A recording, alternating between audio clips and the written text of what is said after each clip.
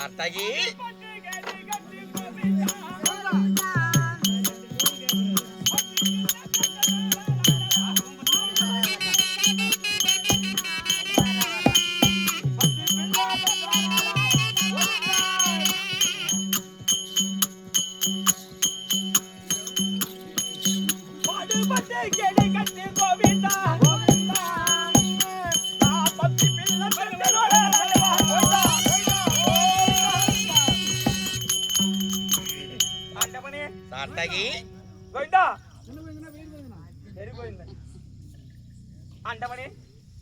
மாதவ பொக்கவாயா என்ன செய்கிறாய்? உன்னை வர்ணிக்கிற சாமி. ஆண்டவனையே வர்ணிக்கிறாய்? ஆமாங்க. படையா ஆண்டவனை வர்ணிக்க வேண்டும் என்றால்? ஆமா சாமி. அவ்வாறு கிடையாதப்பா. எப்படி சாமி? கோவிந்தா கோவிந்தா கோவிந்தா சாமி. மாதவ எம்புலானே கோவிந்தா. என் பெருமானே கோவிந்தா. வெட்டக்காமாலியான கோவிந்தா. சார்த்தகே திசை என்பது 4. சரியா? ஆமாங்க. நான் இருக்கக்கூடிய திசையாகப்பட்டது வடதிசை. ஆகையினால் இந்த பாமர மக்கள் எல்லாம் வடக்கு மலையேறிய கோவிந்தா நினைப்பார்கள். கோவிந்தா மாதவ ஸ்ரீமன்னா புட்டி வாயா கோவிந்தா. ஸ்ரீமன் நமோ நாராயண கோவிந்தா. நாகக்கண்ணித நக்கரமணிய கோவிந்தா. நாகக்கண்ணியின் தமையனே கோவிந்தா. சுபத்திர சூத்து வாயா கோவிந்தா. சுவர்த்திரியே காத்திட்ட மதிசுதனா கோவிந்தா. கோவிந்தா மாதவ கோழி வேண்டாம் கோவிந்தா. கோவிந்தா கோவிந்தா கோவிந்தா. ஆண்டவனே இன்னைக்கு கோழி சொல்லானா? கோவிந்தா மாதவ உன்னை கேட்கணும் ரொம்ப நாள் ஆசை. சரிப்பா. கேட்டா தருவியா? அடியே சென்று ஆலயம் புகந்து மனதார மனம் முறங்கி கரங்குவி சரவணங்கி உண்மைதான் இறைவா என்று வணைத்தாள் இறைவனாகப்பட்டவர் ஒருபோது கைவிட மாட்டார். நிச்சயமா தருவீங்களா? கண்டிப்பா தர மட்டும் சொல்லக்கூடாது. நீ கேட்கக்கூடிய முறை எப்படியோ நிச்சயமா நல்லா தான் கேட்பேன். சரியா சாமி? சரிப்பா. உன் பொண்டாட்டி என்னடா நாளைக்கு கொடு கோவிந்தா. உன் பொண்டாட்டி நாளைக்கு கொடு. நான் புல் பண்ணிட்டு உனக்கு குத்துறேன். சாமி உன் பொண்டாட்டிய கேக்குறேன்னு தப்பு நினைச்சுக்காத. சரியா? மார்பிள தங்கக்கூடிய மகாலட்சுமி என் வீட்டுக்கு 4 நாளைக்கு அனுப்பிவிடுன்னு கேட்டேன். மார்பிள இறக்கப்பட்ட மகாலட்சுமி உன் இல்ல வர வேண்டும். ஆமா அதுதானே. ஏன் கேக்குறேன்னு கேளு. கேள்பா. 1 ரூபாய் எடுத்தா 2 ரூபாய் செலவாக்குது. 2 ரூபாய் எடுத்தா 4 ரூபாய் செலவாக்குது. 4 ரூபாய் எடுத்தா 8 ரூபாய் செலவாகுது. சரிப்பா. சலக்கு மேல செலவு வந்துகிட்டே இருக்கு. பக்கத்து வீட்டுக்காரன் பார்த்தா மாடி மேல மாடி கட்டுறான், வீடு மேல வீடு கட்டுறான், லாரி மேல லாரி வாங்குறான், பஸ் மேல பஸ் வாங்குறான், காரு மேல காரு வாங்குறான். சரி. கூத்திய மேல கூட கூத்திய வச்சுக்கிறான் சாமி. ஆனா என்னால முடியல சாமி. மாதவன் அதற்கு உன் மார்பிள தரக்கூடிய மகாலட்சுமி என் வீட்டுக்கு 4 நாளைக்கு அனுப்புன்னு கேட்டேன். படியா என் மார்பிழைக்கப்பட்ட மகாலட்சுமி உன் இல்ல வர வேண்டும் என்றால் சில விதிமுறை இருக்கு. எப்படி சாமி? என்ன செய்கிறாடி? நமது பண்ணிக்காரி வியாபாரம் சாமி. குலத்தொழில். சரியா? சரி. உன் மனைவியோடு தொழில் செய்கிறாய். ஆமாங்க. தொழிலை முடித்து இன்னைக்கு வில்ல சில்வருக்கு எவ்வளவு நேரமாகும் வீட்டுக்கு போறதுக்கு? ஆமா நான் போறது 9 மணி ஆகும் சாமி. சரிப்பா. மனைவியோடு எங்க வீட்டுக்கு 5 மணிக்கு போயிடுவாங்க. சரி. இரவிலே அன்னத்தை அருந்தி விட்டு உறங்குவது? 5 மணிக்கு போயிட்டு 6 மணிக்கெல்லாம் சாப்பிட்டு படுத்துருவா எங்க வீட்டுல. நான் 9 மணிக்கு போய் 10 மணிக்கு சாப்பிட்டு 11 மணி ஆகும் படுக்கிறதுக்கு. அப்படியா? சரி. காலை எழுவது காலையில் 5 மணிக்கு நான் வந்துருவேன். சரிப்பா. என் முன்னாடி 10 மணிக்கு தான் எழுவா. அப்படியா? சரி. வாயற்படிக்கு சாணம் தெளிப்பது பழக்கம் உண்டா? வாய்ச்சல்ல சாணி போடுற பழக்கம் உண்டாவா? அவ எங்க போடுறாளோ எனக்கு தெரியாது சாமி. வாய்ச்சல்ல போடுவா கொல்லக்காட்டு பக்கம் எங்க போய் போடுறாளோ, ஏரி பக்கம் போறாளோ, ஆத்து பக்கம் போறாளோ, எங்க போறாளோ, பாத்ரூம் போறாளோ, எங்க போடுற வாய்ச்சலுக்கு சாணி போடுற பழக்கம் உண்டா? தார்த்தாகே நான் சொல்லக்கூடிய வார்த்தையை நன்கு கவனிக்கணும். ஏன் சாமி? வாயற்படைக்கு சாணம் தெளிப்பது பழக்கம் உண்டா? எங்க போட போறவா? போறதுல ஒண்ணும் இல்லைங்க. ஏப்பா அவன் எழுந்து 10 மணிக்கு எங்க சாணி போடுவா? இப்படி இருந்தா லட்சுமி வரமாட்டா. ஏன்? ஒரு பெண்ணாகப்பட்டவர்கள் யாரா இருந்தாலும் சரி சரி சரியா?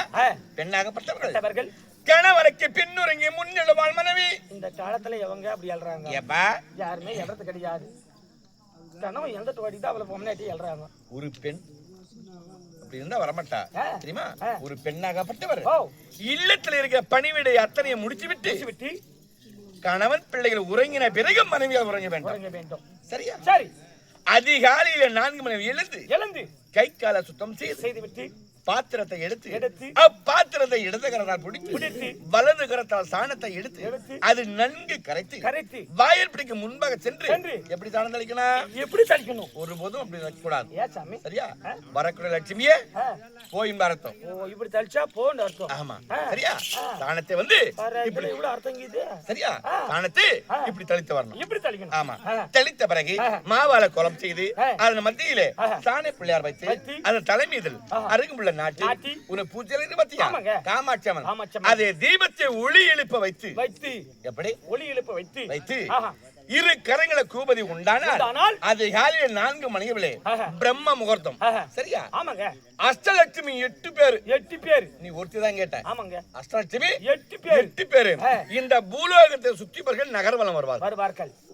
இந்த பூலோகத்தை சுத்தி பார்ப்பதற்காகவே நகர்வலம் வருவார்கள். அப்போது எந்த வீடு சாணத்தால் முருகி மங்களகரத்தோடு இருக்குதோ அவ்விடத்தில் தங்குவாள். நிச்சயமாக. நீ எங்கேயோ வளர்வாய்.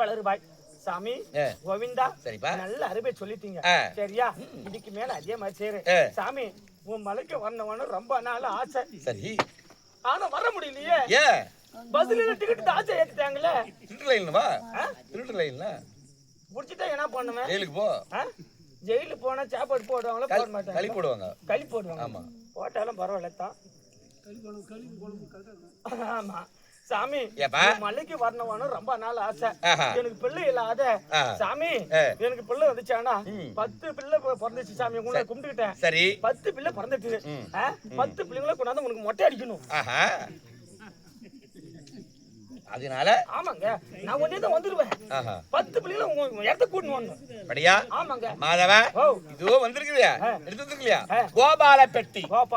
இந்த கோபால பெட்டியே பயபக்தியோடு கோவிந்தா என்று அழை. எப்படி? கோவிந்தா பயபக்தியோடு கோவிந்தா என்று அழி. இந்த மக்கள் எல்லாம் இந்த கோபால பெட்டியில் காணிக்கை செலுத்துவாங்க. ஆனால் அந்த காணிக்கை செலுத்தும் போது உன் மனம் என்ன சொல்லலாம்? கோவிந்தா கோவிந்தா கோவிந்தா கோவிந்தனுக்கே அர்ப்பணமாகட்டும். சரி. கோவிந்தன் அவங்க கோவிந்தன் நீ கோவிந்தா அந்த சொல்லக்கூடிய வார்த்தை நல்ல அந்த காணிக்கை செலுத்தணும்னே இந்த காணிக்கை கோவிந்தனுக்கே அர்ப்பணமாகட்டும். சொல்ல கோவிந்தனுக்கே அர்ப்பணமாகட்டும். கோவிந்தா கோவிந்தா அப்படி சொன்னா அது குடுக்குடைய காண்டி ஒரு காஞ்சனை கொடுத்து மறு காஞ்சன மலை போல் வாழறோம். ரைட் சாமி. அந்த சொல்லக்கூடிய ஒரு வார்த்தையில நீ கோவிந்தா என்ன நினைச்சுக்க? அவனும் கோவிந்தா தான் நீங்க கோவிந்தா தான். ஆமா கோவிந்தா. ஆமா. சரி. ஆனா நீ கொள்ளை கொள்வது கோவிந்தா கோவிந்தனுக்கே அர்ப்பணமாகலன்னா அங்க கொடுக்கக்கூடிய குலங்கள் நலமோடு வாழும். எப்படி? கொடுக்கக்கூடிய குலம் நலமோடு வாழும். சரியா? எவர் இந்த கோவிந்தா நினைக்கலாம் அவருக்கு ஒருபோதும் குறை வைக்க மாட்டேன். எந்த பக்கம் சாமி ஃபர்ஸ்ட் போணும்? உனக்கு எப்ப பிடிக்குதோ அப்படி போ. ரைட். கோவிந்தா கோவிந்தா கோவிந்தா கோவிந்தா கோவிந்தா கோவிந்தா கோவிந்தா கோவிந்தா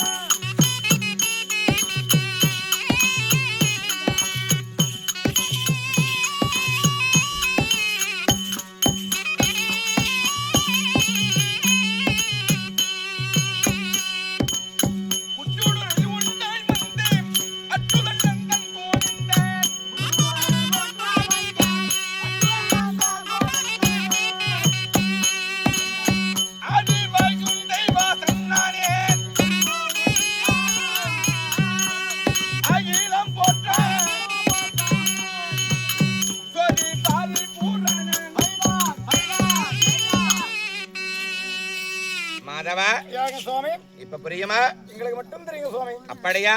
எப்படி என்றால் பகிர்ந்து கோவில் பிடமாய் அமைத்து அதர்மத்தை அழிப்பதற்காகவே தர்மத்தை காப்பதற்காகவே கண்ணன் மன்னன் மணிவண்ண சீனிவாசன் நந்தநந்தன் வேணுகோபாலன் ஹரிஹரி ஸ்ரீஹரி முரஹரி சித்தாராமன் ராஜாராமன் கோதண்டராமன் இப்படி 108 பேர் கொண்டவர் 10 அவதாரம் கொண்டவர் தாங்கள் தான் ஸ்ரீ நமோ நாராயணன். ஓ தாங்களா சுவாமி? ஆமா. அப்படி பகவான் ஆகப்பட்டவர் வெளிப்புறப்பட்டு வருகிறார்.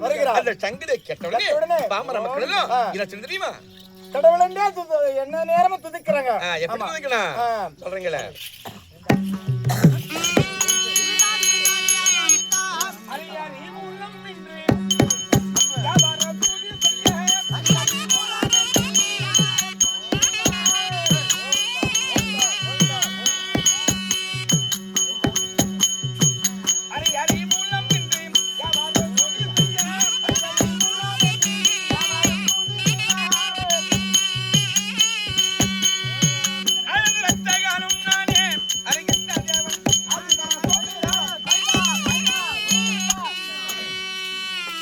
அப்படி